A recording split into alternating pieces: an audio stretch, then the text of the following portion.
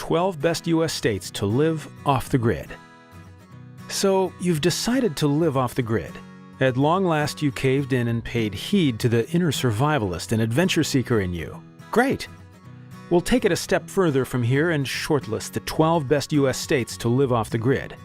However, before we get to that, there are some factors to consider. Price of the land. The cheaper the land, the more you can purchase, or perhaps enjoy more savings to purchase any equipment you may need or save enough to fund a barn or house. However, don't be afraid to shell out extra cash if the benefits outweigh the price over the long haul. For instance, if land prices are higher due to readily available sources of fresh water or a lower likelihood of natural disasters, by all means, go ahead with the investment. If a property is cheap, make sure you know why, because you are sacrificing somewhere and you need to make sure it's a sacrifice you're comfortable with. Laws and regulations for building. All the sunshine in the world won't help you live off-grid if state laws are too strict. There could be stringent building codes and required building materials, regulations against disconnecting from the electrical grid and sewage system, or penalties for refusing to connect to those systems when constructing a new home. Typically, you will find far fewer regulations when purchasing property in a rural area. It's also worth knowing ahead of time what kind of laws might affect the selling and buying of homemade goods, which most off-gridders end up doing to some extent. Climate. In many ways, picking your climate is picking what plants you want, as well as what highs and lows of temperature you're comfortable dealing with. The easiest climate to live off-grid in is a temperate one, with a short and mild winter and enough rainfall, 30 or 40 inches of rain, not snow yearly, is ideal, to make a tolerable summer. Power potential. Think about what kind of power generation you want to do before you pick even a general state. Solar panels, for example, may be a good option where there's plenty of sunshine, but you won't get near as much energy from a state where it's cloudy almost year-round, especially during the shorter winter days. If you want to use geothermal heating, having a home in a rocky region will make that drilling harder. Wind power typically needs open, flat spaces. Taxes. The cost of annual property taxes can greatly impact not only how much land you can buy, but if living on the land long-term will be affordable, especially if you have to build a home or make other improvements. If you're paying taxes on a land that is more prone to natural disasters, you will be paying higher taxes because the land is, in fact, meant to be used in case of an emergency.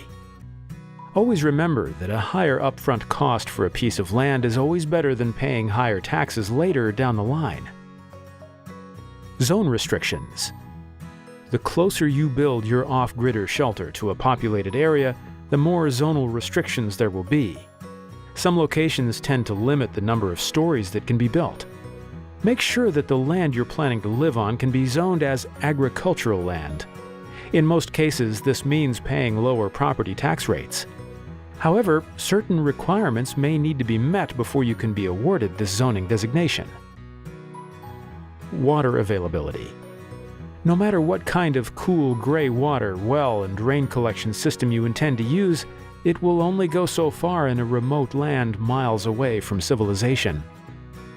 When you're looking at specific plots of land, you'll want to know if a well can be dug there. You may also want to be near rivers or lakes for easy travel. Take into account whether the lakes and rivers freeze during the winter. Larger, faster bodies of water are less likely to, but remember, this is balanced out because you can harvest snow for water. Natural disaster threats. The biggest issues to watch out for in the U.S. are tornadoes, hurricanes, floods, wildfires, and earthquakes. The Red Cross has a natural disaster map that shows which threats pose a problem in which areas. Generally, staying off the direct coasts will keep you out of the range of hurricanes and earthquakes. Tornadoes are only a problem in Tornado Alley in the center of the country, from South Dakota to northern Texas. Widthwise, it touches a bit of Colorado and most parts of Idaho. Flood risk is much less predictable, with pockets of major risk throughout the country. There are places in the Midwest where the only threat is minor earthquakes. Some areas around the Great Lakes are also relatively disaster safe, but there's an occasional snowstorm. Off-the-grid communities. This point is a little controversial since a lot of people looking to drop off-grid are looking for solitude. After all, it is always useful to have like-minded people around you as a support system should you ever find yourself in one of those SHTF scenarios. Those moving to new states from small towns or large cities may be in for a culture shock. You need to know if you can get along with people you'll be neighbors with, especially considering having a strong community to barter with and rely on can help you out substantially. Spend some time in the general communities you've narrowed yourself down to. If it seems like you'll have major conflict with your community, don't move in. When living amongst your own, or at least in an agricultural community, you will not only make new friends and contacts, you will likely be able to barter goods and services and garner useful knowledge and skills. Give this careful consideration before setting out. Top 12 U.S. states to live off the grid. We shall now rate our 12 best U.S. states for off-the-grid living from best to worst, along with invaluable good-to-know data on each. 1. Missouri. Resources, 5. Cost, 3. Legal, 5. Safety, 3. Comfort, 4. Overall, 4 out of 5 stars. Good to know. Good, fertile cropland has hit the $3,000 per acre level, a record price in Missouri, but it may be a short-lived record if the economy and commodity prices continue their downward spiral. The state's average effective property tax rate for agricultural land is 12%. The Show Me State has had disastrous weather in every month of the year. Severe snow and ice storms in winter, tornadoes during the spring, summer, and fall, and flooding at virtually any time. 2. Maine. Resources, 5. Cost, 4. Legal, 4. Safety, 5. Comfort, 2. Overall, 4 out of 5 stars. Good to know. Maine's farm real estate, a measure of the value of all land and buildings on farms, is an average of $2,200 per acre. In Maine, property taxes are based on the property's just value, defined as fair market value, the price a willing buyer would pay to acquire the land for its highest legal economic use. This value is adjusted downward by the town's assessment ratio, the state-determined percentage below market value at which the town assesses all lands, which generally falls between 70 and 100%. Hurricanes are a relatively rare occurrence in Maine due to its northern location and cooler waters, which swiftly weakens storms. The state does, however, experience extreme summer storms that include torrential downpours, massive amounts of thunder and lightning, and flooding which has occurred far earlier than the summer months. 3. Tennessee. Resources, 5. Cost, 4. Legal, 4. Safety, 4. Comfort, 4.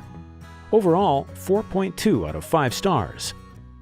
Good to know, the mountain region had the lowest farm real estate value at $1,100 per acre, recorded as of 2015. Agricultural property tax in Tennessee is 25% of fair market value. The volunteer state ranks number 47 for safety from natural disasters because the state is susceptible to any number of natural events. The state's many lakes and rivers can flood. Tennessee also gets its share of tornadoes, hail and ice storms, and extreme temperatures in both summer and winter. Meanwhile, earthquakes from the New Madrid seismic zone created West Tennessee's Reelfoot Lake in the 1800s, plus a fault line on the other side of the state creates a high-risk zone for earthquakes in East Tennessee. 4. Texas. Resources, 4. Cost, 3. Legal, 4. Safety, 5. Comfort, 3. Overall, 3.8 out of 5 stars. Good to know. Average pasture land value nationwide remained constant at $1,330 per acre as of 2016. Texans in all counties pay an average of about 1.81% on their annual property taxes. Within the Lone Star State's nearly 267,000 square miles, second only to Alaska in size, at least one major disaster is declared nearly every calendar year. Texas has dealt with tornadoes, floods, wildfires, and regular coastal hurricanes. 5. Alaska. Resources 4. Cost 5. Legal 5. Safety 2. Comfort 2. Overall, 3.6 out of 5 stars. Good to know? The average price of Alaska rural properties, ranches, hunting land, and other rural acreage for sale is $276,272. A mill is equal to $1 of tax for every $1,000 in assessed value. So, for example, if your home in Alaska is worth $100,000 and your total mill rate is $30, your tax will be $3,000. Alaska sits along a basin of the Pacific Ocean where a large number of tectonic shifts and eruptions can occur. Volcanoes can be equally unpredictable, and Alaska has over 130 active ones. 6. Pacific Northwest. Resources 5. Cost 2. Legal 2. Safety 3. Comfort 5. Overall, 3.4 out of 5 stars. Good to know? Idaho's average cropland value rose $100, or 3.1%, to $3,300. The average cropland price rose 5% in Oregon to $2,730 per acre and 4.9% in Washington to $2,760 per acre. The average effective property tax rate in the Pacific Northwest is between 0.86% and 1.02%. While the region employs a temperate climate, the terrain is ripe for landslides, avalanches, wildfires, earthquakes, flooding, to name a few. 7. Arizona. Resources 2. Cost 4. Legal 5. Safety 4. Comfort 3. Overall, 3.6 out of 5 stars. Good to know? Recent listings in Arizona of farms for sale totaled 57,051 acres of farms and a combined market value of $208 million. The average price of farms for sale in Arizona was $390,264. The average tax rate on homes in Arizona before exemptions and rebates is typically somewhere between 0.87% and 1.5% of market value. Arizona is susceptible to an array of natural disasters and emergencies. Its most frequent calamities include thunderstorms, flash floods, drought, and dust storms. The state is ranked as the 10th most at-risk state for natural disaster. 8. Colorado. Resources 4. Cost 3. Legal 2. Safety 5. Comfort 4. Overall, 3.6 out of 5 stars. Good to know, the average value per acre for land and pasture in 2017 was recorded at $625 per acre, the highest value in the 2013 to 2017 period. Tax rates in Colorado do not apply to market value, but to assessed value, which is equal to a fraction of the market value. That fraction, called the residential assessment rate, is recalculated regularly by the state. For tax years 2017 and 2018, it is 7.20%. Denver and Colorado as a whole is affected by hazards such as earthquakes, floods, and hurricane storm surges. However, urban counties are mostly affected by these natural disasters. 9. Montana. Resources 4. Cost 4. Legal 4. Safety 4. Comfort 2. Overall, 3.6 out of 5 stars. Good to know? Sales on agricultural land larger than 5,000 acres where the price per acre exceeded $1,000 per acre, the average price per acre was $2,035 as of 2017. The state's average effective property tax rate is 0.85%, lower than the national average of 1.19%. Montana has a wide variety of hazards working against it to account for flooding. Be it rapid snowmelts or rising waters brought on by severe rainfall, flooding is one of the most severe weather events to regularly occur in the Treasure State. 10. Wyoming. Resources 4. Costs 3. Legal 3. Safety 4. Comfort 3. Overall, 3.4 out of 5 stars. Good to know? The value per acre is a blend of irrigated and non-irrigated properties. The 2017 values for each were $2,170 and $760 per acre, respectively. The state's average effective property tax rate is 0.61%, eighth lowest in the country. According to USA Today, Wyoming is one of the safest places in the nation when it comes to natural disasters. 11. Idaho. Resources 4, cost 4, legal 3, safety 4, comfort 2. Overall 3.4 out of 5 stars. Good to know. Farm real estate value per acre increased 4% from 2016 to 2017, with an average value per acre of $2,600 statewide. The statewide average rural tax rate is 0.994%. Natural disasters in Idaho occur in many forms. Wildfires and flooding are the two most common natural hazards that Idaho communities face, but the state has also experienced damage from earthquakes and a volcanic eruption. 12. Dakotas. Resources 4, cost 3, legal 3, safety 4, comfort 2. Overall 3.2 out of 5 stars. Good to know. The weighted average value of South Dakota's non-irrigated cropland as of February 2017 is $3,903 per acre, a 4.7% decrease from 2016. Across South Dakota, the average effective property tax rate is 1.32%. The average effective property tax rate across North Dakota is 1.05%. There has been no major natural disaster in North Dakota since 2011, even though the state has seen floods and blizzards throughout the course of its history.